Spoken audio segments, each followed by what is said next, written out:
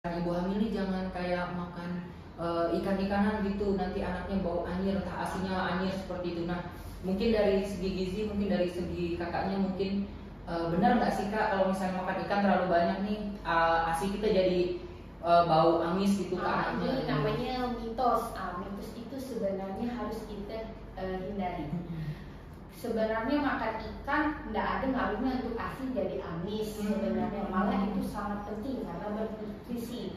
Kalau kita makannya yang bernutrisi, otomatis kita mempunyai ASI yang berkualitas. Kalau asinya berkualitas, otomatis itu kan untuk anak ya. Jadi untuk anak lebih yang tumbuh kembangnya itu lebih optimal. Jadi tidak ada namanya kalau makan ikan lebih banyak asinya amis, itu tidak ada. Terus katanya Itu salah. Itu namanya kolostrum. Kolostrum itu sangat penting untuk antibodi anaknya. Itu ASI pertama itu sangat bagus. Jadi kalau dibuang itu sayang. Itu namanya kolostrum. Biasanya kan kata orang itu tuh kayak yang model nanah. Itu namanya lemak-lemak itu lebih sangat bagus karena untuk antibodi si bayi.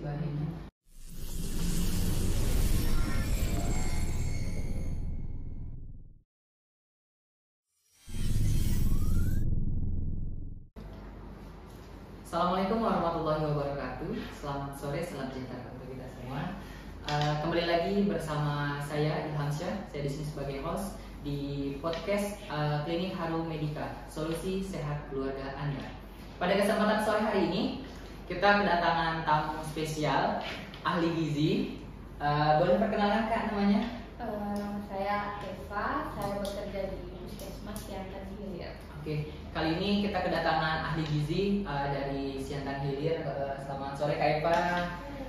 Oke Kak Epa, kalau boleh tahu nih kan kita nih lagi bahas marak di Pontianak di bahas stunting ya Kak Epa ya.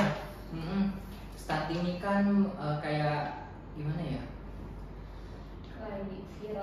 Lagi viral gitu kan ya di Pontianak kan. Kita nih mau nanya-nanya sedikit nih Kak untuk sore hari ini nih kan nih.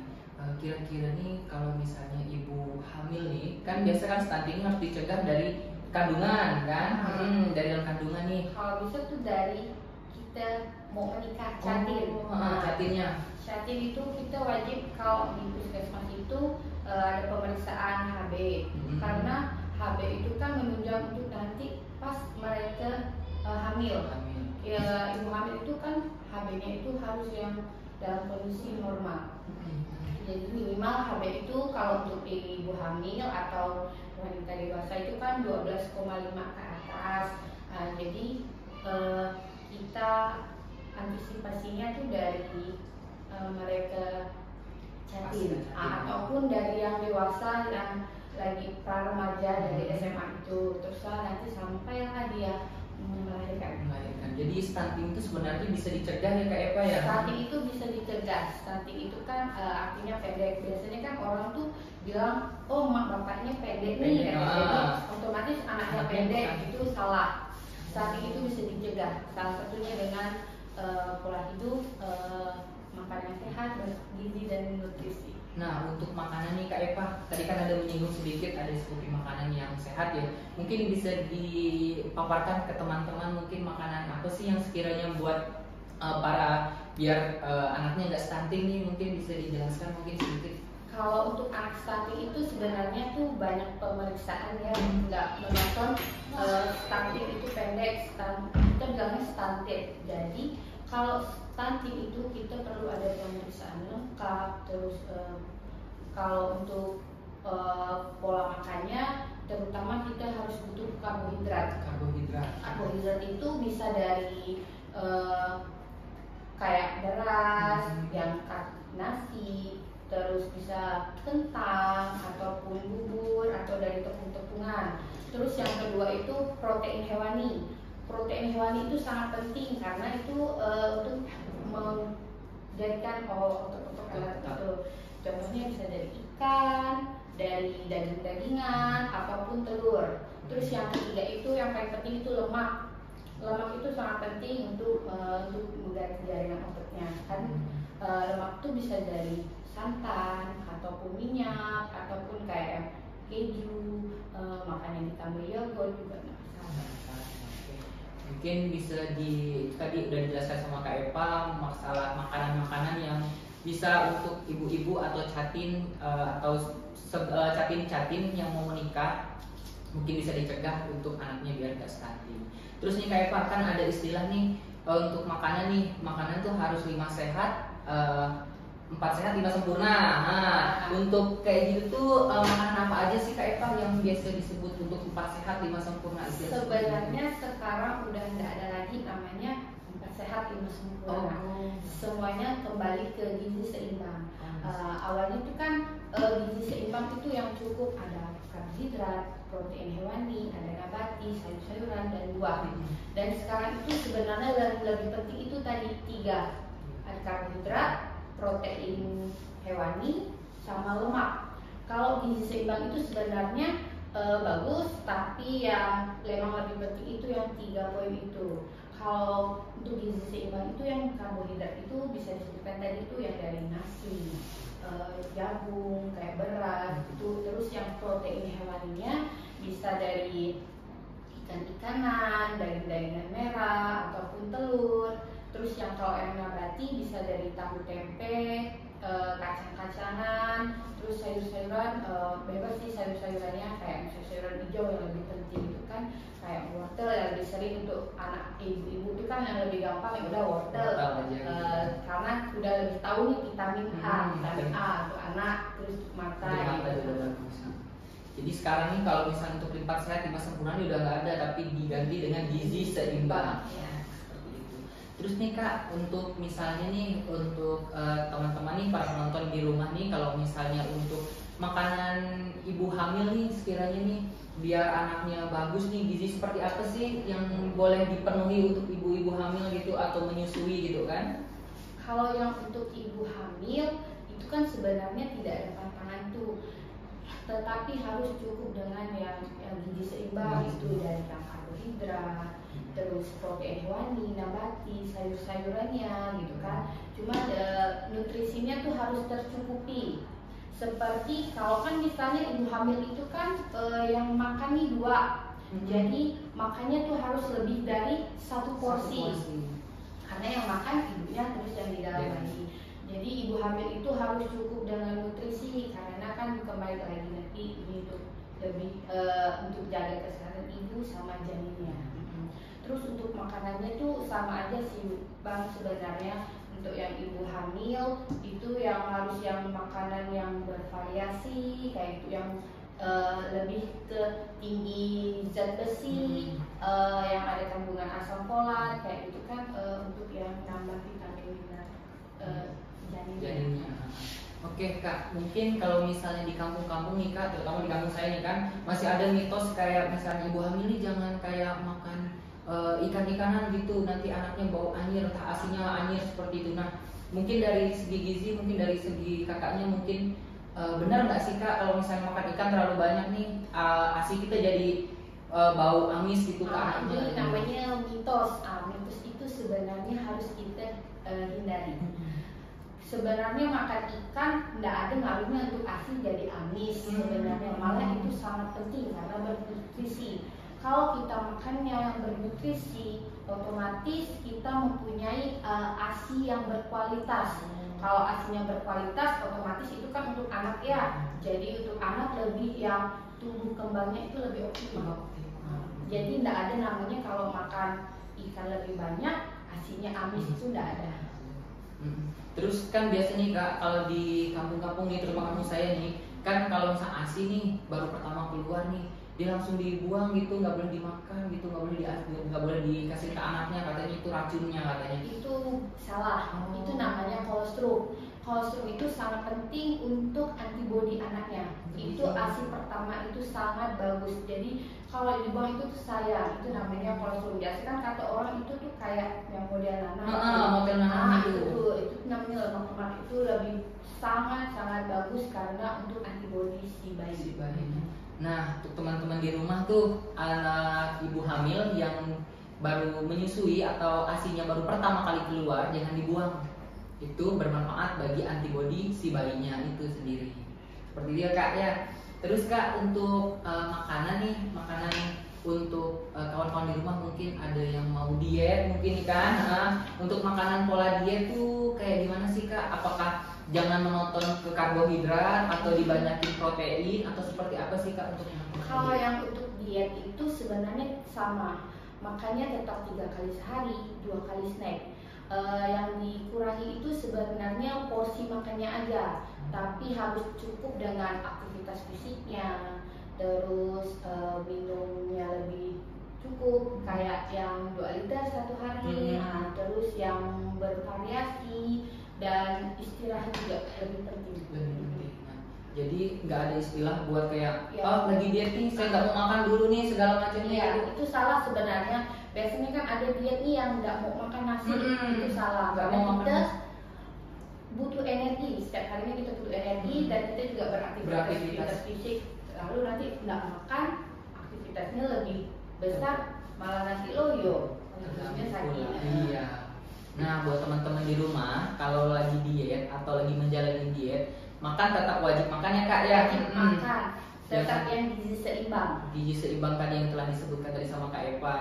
Pokoknya kalau lagi diet tetap makan, cuman porsinya aja dikurangi. Itu yang kayak model lebih ke gulanya itu dikurangi, terus yang lebih ke lemak kayak gorengan, yang santan, yang junk food itu dibatasi. Terus yang lebih ke serat kayak gitu. Nah untuk gizi nih Kak, kan gizi ini kan nggak menonton tentang makanan terus ya nih kan ada juga namanya tumbuh kembang nih, tumbuh kembang pada anak nih. Nah mungkin dari Kakak boleh jelaskan nggak tuh mungkin seperti apa sih? Kalau tumbuh kembang itu bertambah ya. Kalau tumbuh itu contohnya lebih ke berat badan, tinggi badan, lingkar kepala. Kalau itu berkembang itu dari contohnya misalnya dari si bayi ini yang awalnya cuma baring, bisa merangkak, ujungnya kayak layang, itu bisa berjalan kayak gitu. Jadi itu tumbuh kembang itu emang sangat penting kalau untuk anak ini kan, terutama dari awal dia melahirkan kan, terus wajib terutama kita harus kontrol anaknya tiap bulan.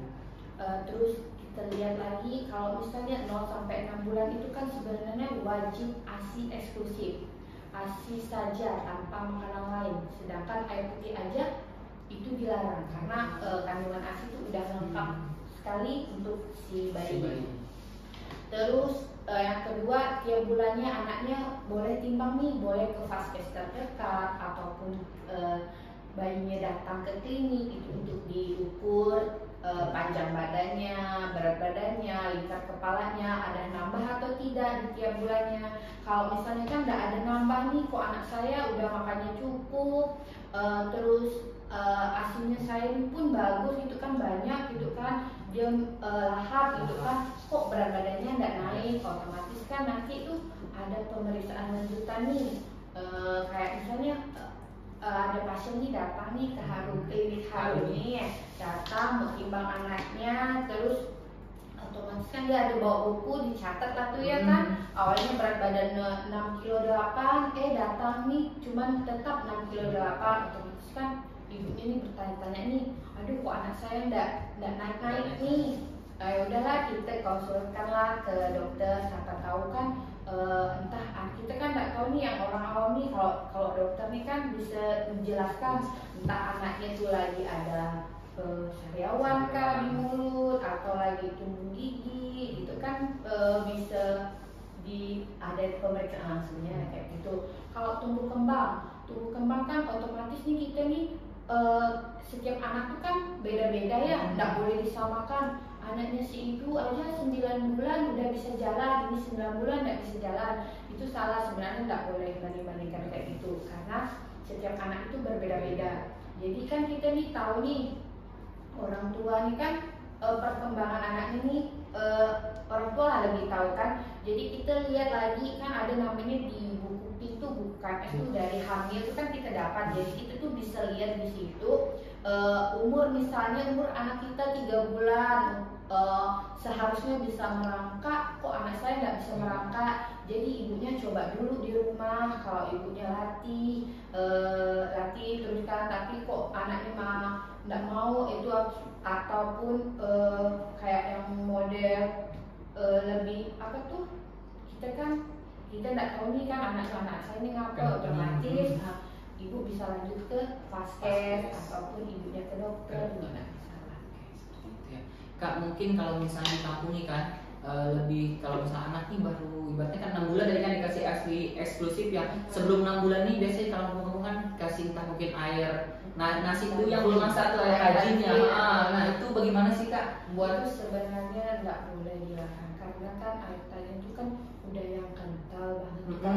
Terus apa tuh 0 sampai 6 bulan itu ASI saja tanpa makanan lain. Sedangkan air putih aja nggak boleh ini. Sedangkan apalagi air tadi itu kan udah dianggap makanan.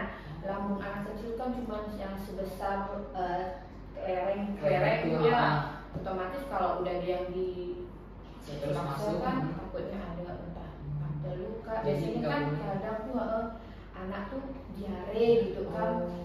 Kok ini kok malah diare terus, kita kan nggak tahu, yang penting anaknya itu lahap kan. Setelah dikaji rupanya kasih air rajin itu bisa menyebabkan diare. Iya. Seperti itu. Terus Kak, kalau misalnya untuk satu lagi nih pertanyaan terakhir nih, untuk ibu-ibu nih yang lagi di rumah nih, mungkin kalau misalnya mau pelancar ASI nih Kak, makanan apa sih yang buat pelancar ASI nih? Katanya kan bisa pakai jantung pisang sama daun katuk ya kalau nggak salah tuh bisa katanya. Benar gak Kak kalau misalnya boleh kayak gitu tuh bisa ngelancarin ASI gitu? Bisa Kak. Ibu menyusui itu terutama satu, ibu menyusui tidak boleh stres. Makan yang cukup, makan yang bervariasi, bernutrisi. Karena kalau makannya yang bernutrisi, otomatis dia mempunyai ASI yang berkualitas. Terus ASI yang berkualitas lebih didapatkan anaknya kan, jadi anaknya yang kembangnya yang lebih optimal. Jadi untuk makanannya itu yang gizi seimbang, terus yang ada karbohidrat, protein hewani, nabati, dan sayur-sayurannya. Lebih ke sebenarnya ke kacang-kacangan yang kayak untuk itu melancarkan ASI. Terus yang kayak sayur-sayuran tadi itu yang daun katuk, jantung pisang itu tidak masalah. Boleh ya untuk teman-teman di rumah boleh ya. Oke, Kak Eva, mungkin obrolan kita sampai sini aja dulu ya. Boleh nanti kalau teman-teman mau datang ke klinik, boleh ke klinik Harum Medika. Nanti kita bisa ngobrol-ngobrol lagi lebih jauh. Oke Kak Eva, terima kasih untuk waktu sore harinya. Maaf mengganggunya ya. Nanti kita ketemu lagi di podcast selanjutnya. Jangan lupa teman-teman untuk like, share, and subscribe di akun YouTube kita. Nanti ketemu lagi di minggu berikutnya dengan bintang tamu yang spesial. Terima kasih. Wassalamualaikum warahmatullahi wabarakatuh. Selamat sore. Dah.